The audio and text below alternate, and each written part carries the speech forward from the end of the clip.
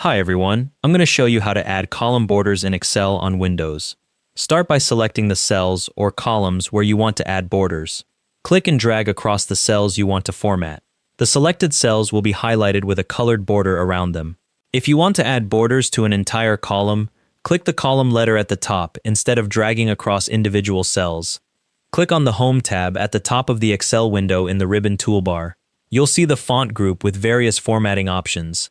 Find the Borders button in the font group in the middle left section of the ribbon. It looks like a four-paned window or grid icon. Click the small drop-down arrow on the right side of the Borders button. This opens a menu showing all the predefined border styles you can choose from. Click the border style you want from the drop-down menu. The border will be applied to your selected cells immediately. If you want lines around each individual cell, choose All Borders. For just an outline around the outside edge of your selection, choose Outside Borders. Bottom border adds a line to the last row, and right border adds one to the right edge of the last column. Here are 3 quick tips. First, borders you apply will show up on printed pages, not just on screen.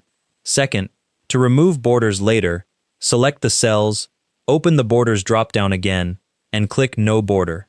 Third, if you need more control over line style, color, or diagonal borders, click More Borders at the bottom of the drop-down menu to open the Format Cells dialog where you can customize everything. Thanks for watching.